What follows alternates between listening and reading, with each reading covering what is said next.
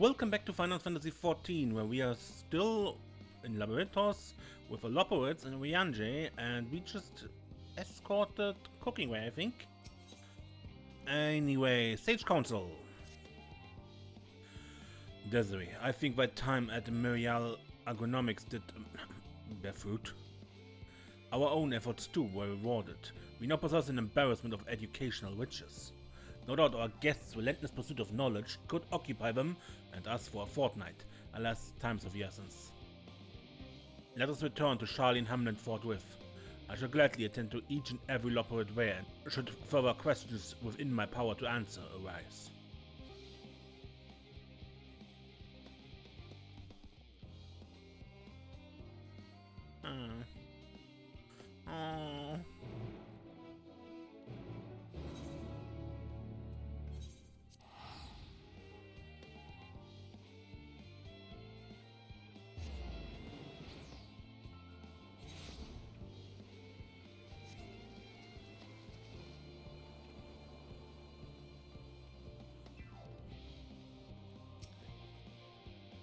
That was ever so delightful, and with this much information, I can fine-tune the moon environments to your people's comfort. It's surprisingly tricky to estimate the appropriate temperature settings for being so lacking in fur.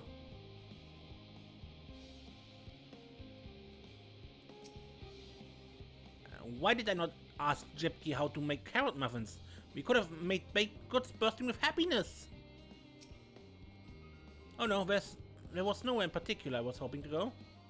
I simply wish to see, hear, and feel, and think as much as I possibly can while we're, here. What does that look for? What did I say?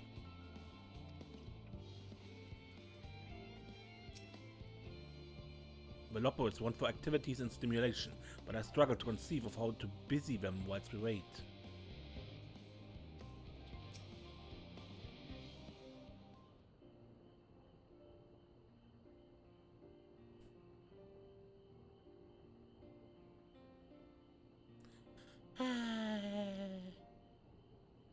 What is that growing way?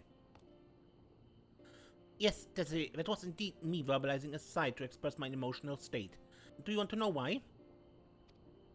Because I saw the reconstructed environmental data for Etheris at Logisticon Alpha, that's why. A forest so lovely and so leafy. Are all of your forests like that?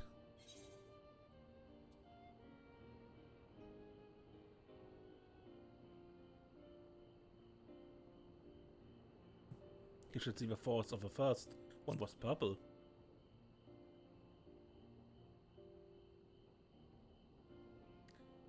I say?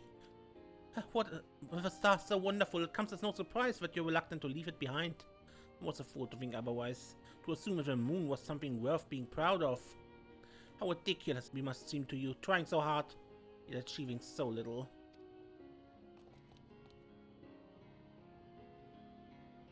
Not at all. My work is no less worthy for their uniqueness. I thought I heard tiny voices. Banquet.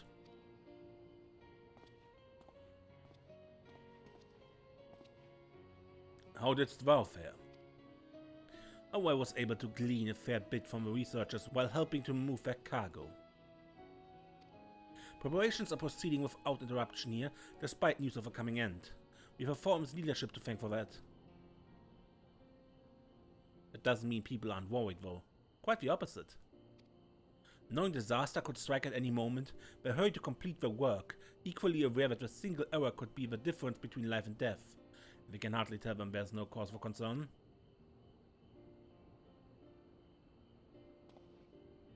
Perhaps not, though aided by a goodly growing way, we may yet find other ways to lighten their burden. Me? Be of use to people?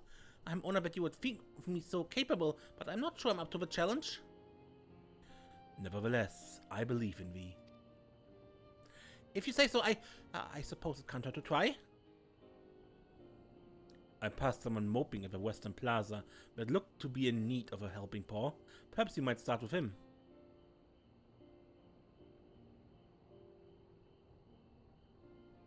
This is as good a place as any. Come.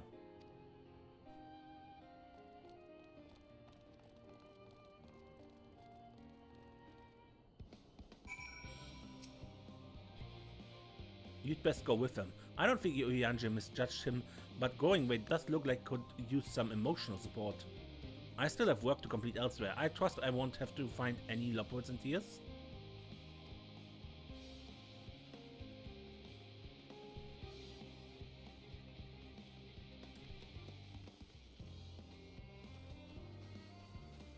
Someone's crafting here?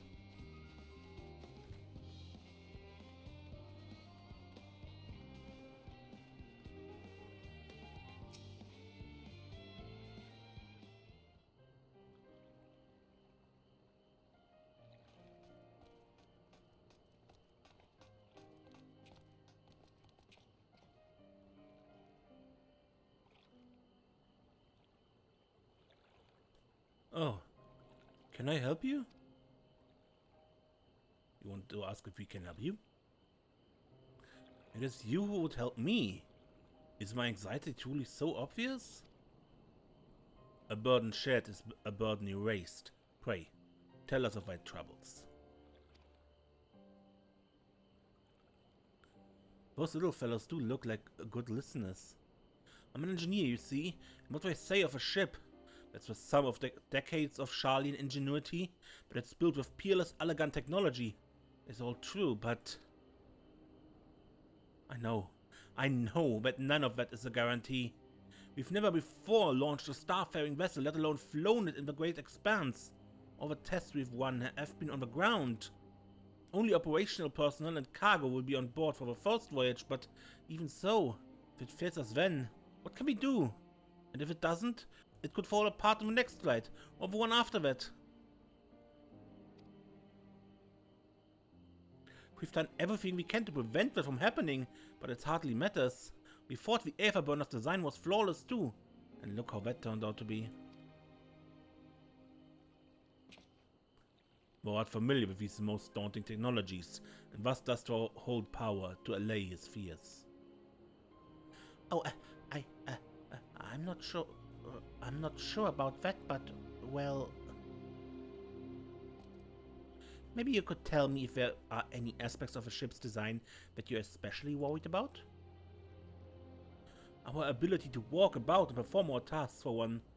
I've devised the means by which to employ gravity, a spatio-temporal spell, to regulate the environment. But what if it's not strong enough? What if everyone floats away and begins crashing into things as soon as we left the star? Aha, gravitation. Maybe I can be of help after all. Up there, it's not so different from down here, you see? The same rules apply, and if you consider them as part of one great big cosmos rather than separate places...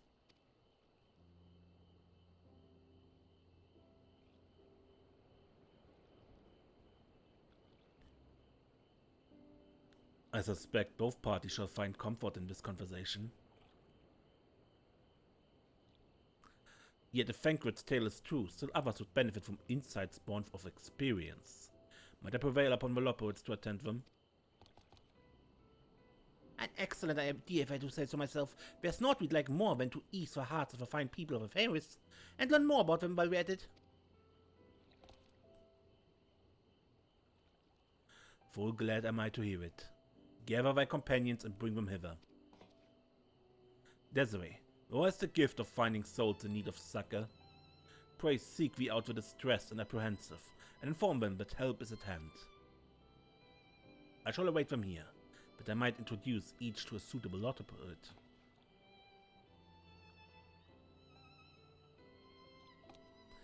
Oh, I do so look forward to that. A place for every Loporrit and every Loporrit in their place.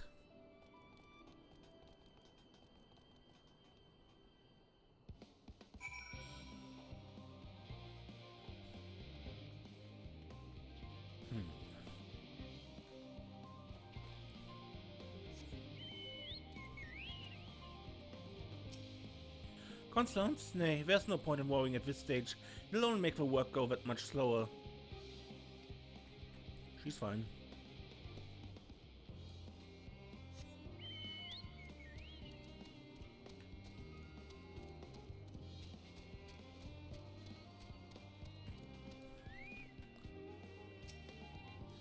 "56 bunches of wheat in the ground, 56 6 bunches of wheat.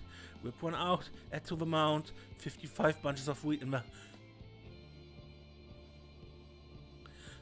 I'm not neglecting my duties, I swear. I was in need of a little break. See, then I found myself unable to relax at all, so I went on a walk and I noticed these sweets and... pleasant conversation partners and oh, so fuzzy. Goodness me, that does sound like a much better way to relax.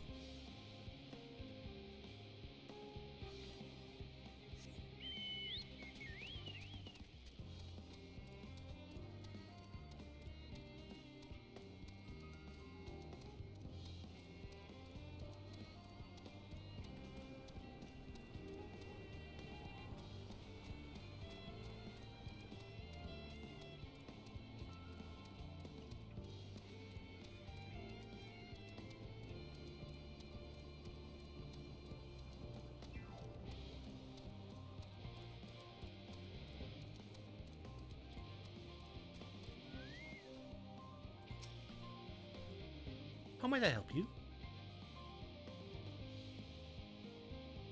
My, what a lovely idea! I too noticed people becoming rather tense, so I rushed out to pluck some fresh and fragrant tea leaves. Now I need only track down 100 or so cups. But don't you worry, I can manage. I hope your plan to cheer everyone up goes well. The woman is doing better than you are.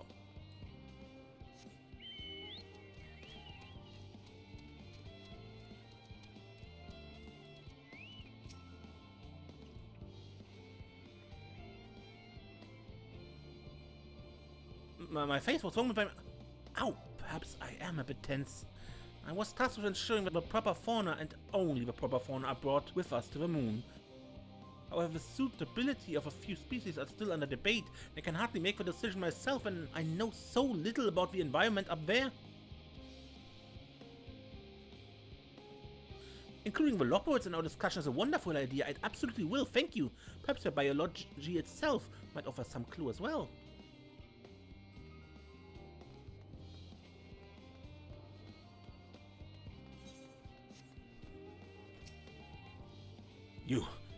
You idiot! Have you seen any envelope lying about?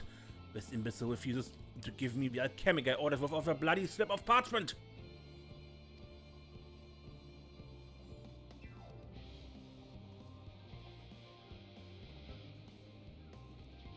Unless your friends have a spell to make me remember where I dropped my damned envelope, I doubt there'll be more help than you. And you've wasted enough of my time already. It would be unfortunate for all involved to inflict this man upon the Loporrits.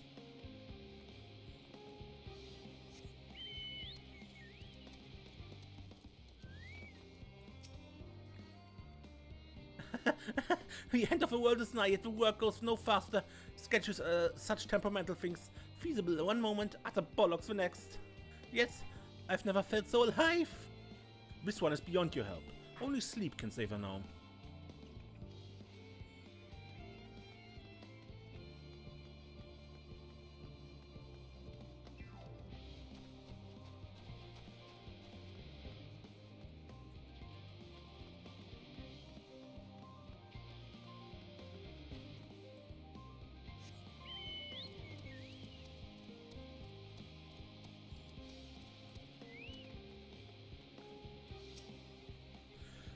Thinking about the medical facilities on the ship, of course. I designed them with the assistance of our sages and chirurgeons, but to imagine every illness or injury that one might face in that great expanse is beyond any of us. To say nothing of the effect that living out there indefinitely might have on the body. The crew from the moon? But did I not think of that?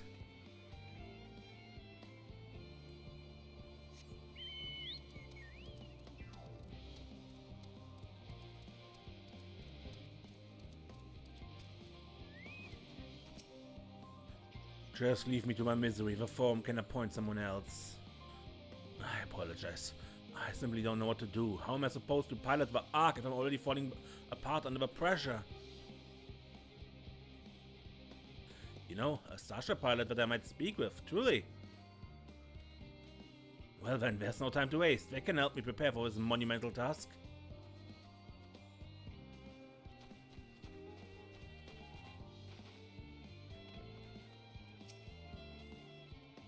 Have you heard anything of what's on the moon? I've no doubt that we can make it up there, but the searching for a new star part of the plan sounds awfully vague to me. I asked before, but they will only tell us that our collaborators have everything under control. Forgive me, but I don't feel particularly safe wandering through the sea of stars on gods know what made by gods know who. Ask them. They're here. You mean to say that I can speak with them directly? Amazing! I hope they like questions.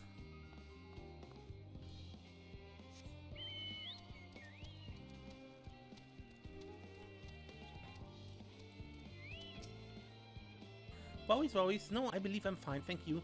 I've been confiding in my colleagues and it helped a lot. Can't recommend it enough.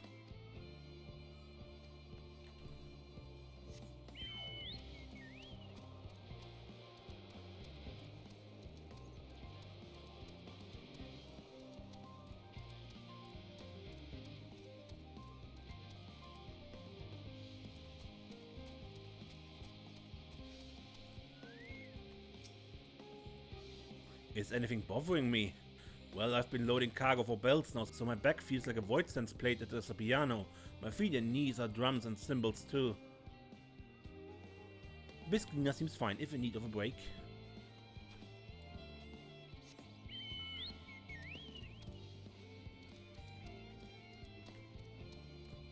Ponderous mathematician. Huh? Consult our collaborators. I suppose it would be more effective than sitting here brooding. I am attempting to calculate how much cargo we can consolidate into 3 trips. Should we ever want to make our original estimates unfeasible, but there's simply too many variables. I feel as my brow will turn inside out. But perhaps our lunar associates will have more insight into how much weight constitutes too much weight for our purposes. Thank you for letting me know.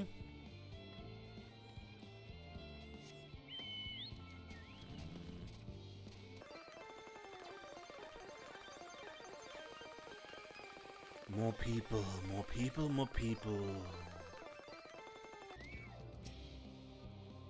Apologies, but I'm awaiting a delivery. Whatever it is, will have to wait.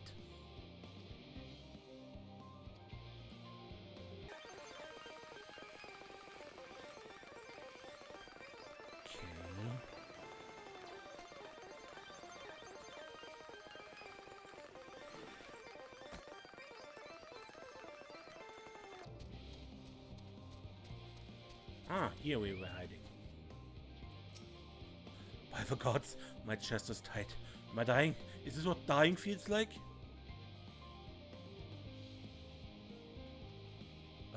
Do pardon me, I didn't see you there. There's no cause for concern, I assure you. No cause for concern, even though we may need to depart at any moment.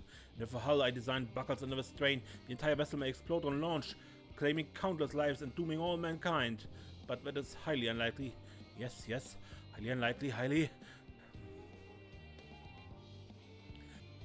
Or visitors can help me triple check for structural flaws, you say? Why, that would be wonderful. I'm breathing more easily already.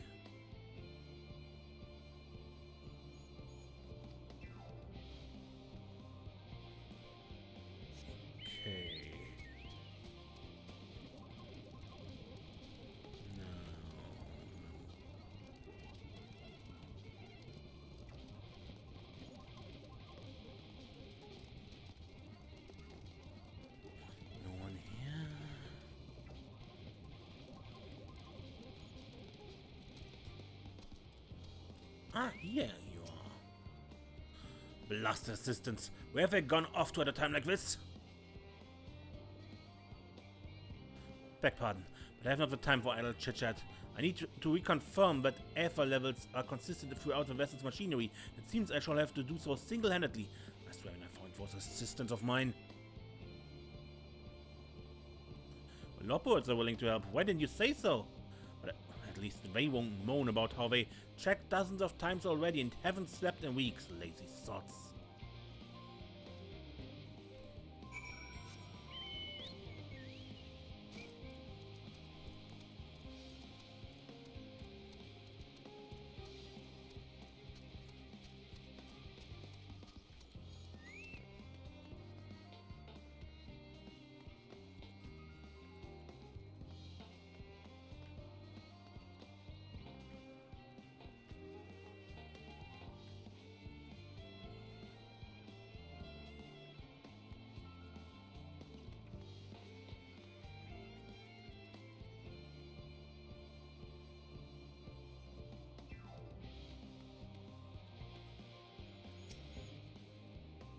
growing where has been a godsend. I can look upon what we've built with clarity now.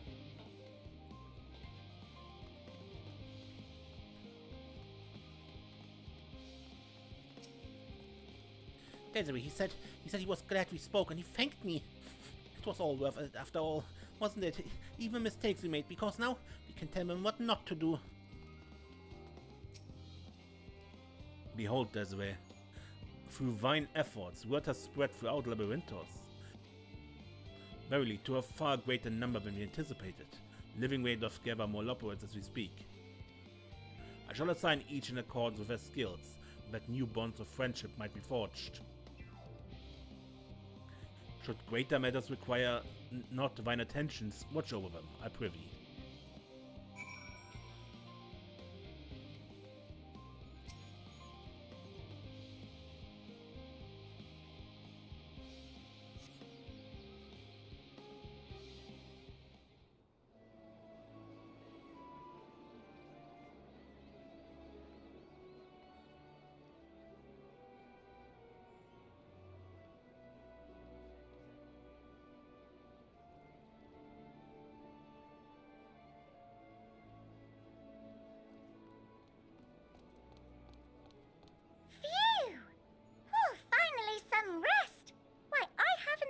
So much in forever. Lively, isn't it? The town is abuzz. Everyone eager to meet with our friends from the moon.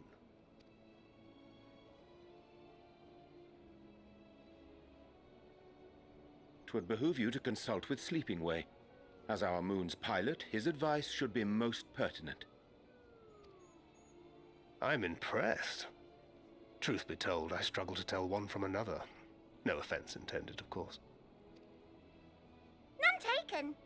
After you and your friends left Mare Elementorum, we spent no small amount of time with your Urianger. Oh, the conversations we had.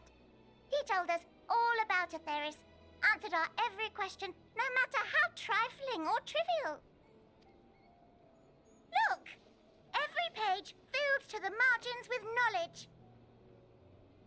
When I first arrived, I was struck by how little I knew. It was daunting. But then I realized that, were it not for Urianger and his teachings, we'd still be stuck on the moon, gazing at your world and wondering what we've been missing.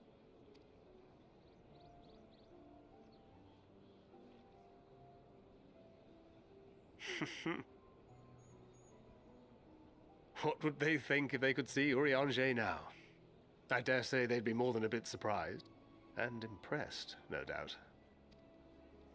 Master Louisoix, Minfilia, Papalimo, and not to forget...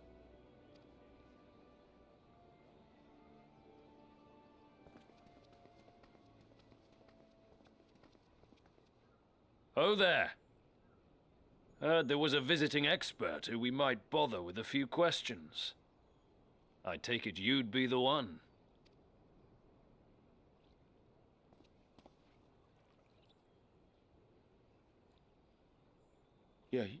Yes, I am.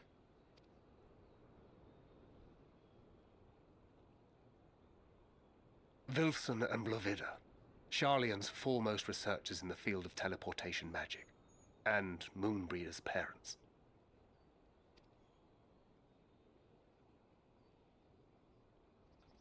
It hath been some time. 'Tis good to see you in good health. Likewise, old friend. Blovida and I were most honored to answer the call. Never expected this reunion, though, did we, dear?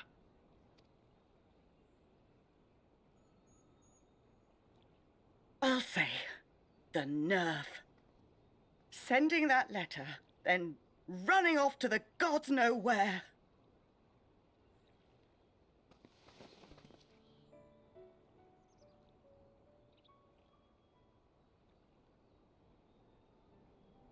Do you have any idea how worried we were? I'm sorry. 'Twas remiss of me not to deliver the news in person. No, more than that. 'Twas I who... Our daughter was disillusioned after Master Louisoix left her behind. The day the Scions called upon her was the happiest I'd seen her in years. She made her every choice of her own free will. No one could have ever forced her to do otherwise. Don't blame yourself for her death. Celebrate her life. You know that's what she'd want. If there is one thing we resent you for, it was that we could not be there to mourn her with you. Reading the words you penned in that shaky hand, we must have cried as much for you as we did for her.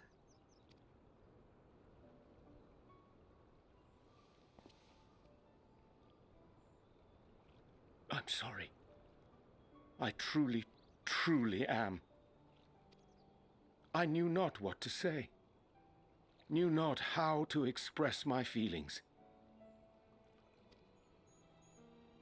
The poems and platitudes of wiser men, musings on sadness and loss, studied and memorized, and meaningless in the moment. Silly boy. We are all powerless before such grief.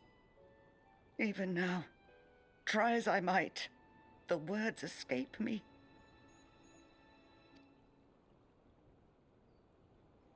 But in our hearts, we know, we always know.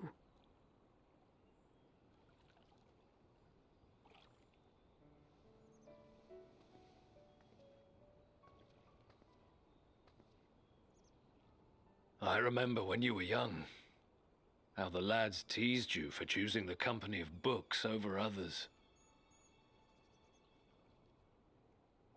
Our moon didn't take kindly to that. Be nice to Urianger, she'd shout, and give them a walloping. No matter how many times we scolded her. So we offered a suggestion. Rather than starting fights, why don't you be the bridge between Urianger and the others? She had to mull it over for a while, arms crossed, brow furrowed in intense thought. But from that day on, she never let you be alone. She'd drag you outside to play, pepper you with endless questions, read the same books you read, all to try and understand you that much better. I'm sure it was annoying and exhausting at the time, but she only ever had the best of intentions. And look at you now, at the center of the crowd.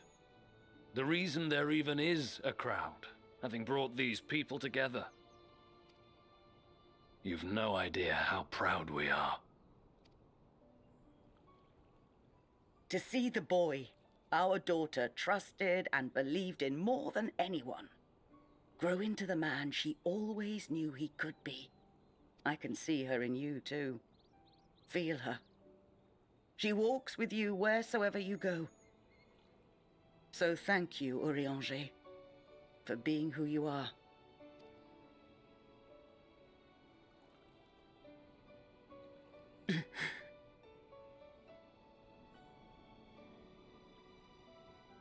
I think I can feel her too.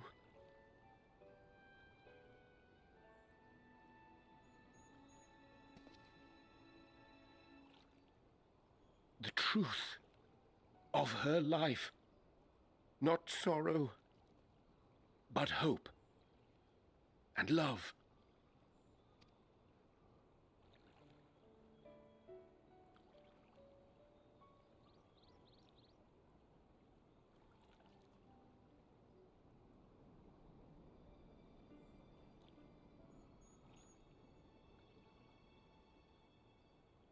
This moon breeder.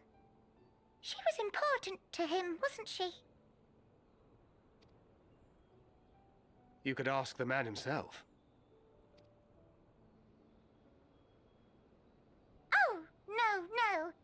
But watching this exchange reminds me how much I've yet to learn about your world. And its people. You can live here your entire life and hardly learn a thing.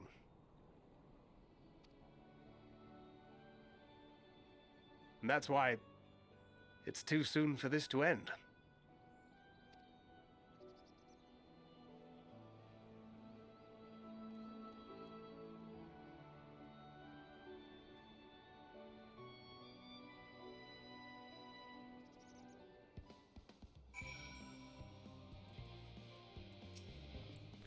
Remind me to invite Urianger for a drink when we have a moment to breathe.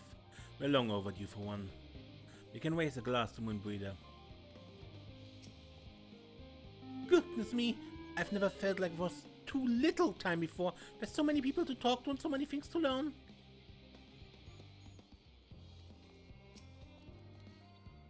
I was so busy asking questions about the fairies that I never thought to ask more about Urianger. I'd like to, but where would I begin? I assure you, my fellow Loporrits are equally excited to have this opportunity. They were humming the whole way here. We spent so long gazing at the star, wondering and hoping. But to be here now, to walk among the people, to be part of their lives and know that we've made a difference, it's so much more than I ever dreamed.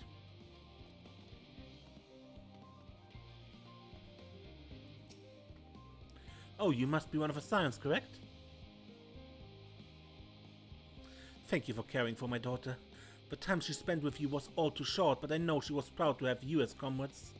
Urianger is too, I'm sure, and I certainly feel better for knowing that he has good friends to look after him. See that he comes home from time to time, will you? The classical Rogadan language isn't so different from Eorzean. Did you ever wonder why we named our daughter Moon Sprite? When I first told her the moon was shining silver and full, the whole world seemed to glow. I knew it had chosen her, that she would be a beacon of that self-same light. Of course, we'd later hear our fair share of jokes about how we ought to have gone for a sun instead, with how bright and stubborn she was. But fiery as my Moonbreeder was, she was always kind. Kind and gentle. Oh, Desiree. Be assured that I'm fine. I am. So glad to see them too after so long. Gladder still that it was in your company. As difficult as it was to accept their kindness, would have been far harder had I faced them alone. Okay, but I think I end the episode here. This was rather moving in the end here with Urianger and Moonbreeder's parents, because this was one of his great plot arcs with her. Anyway, until next time, I'm Mace and don't get lost.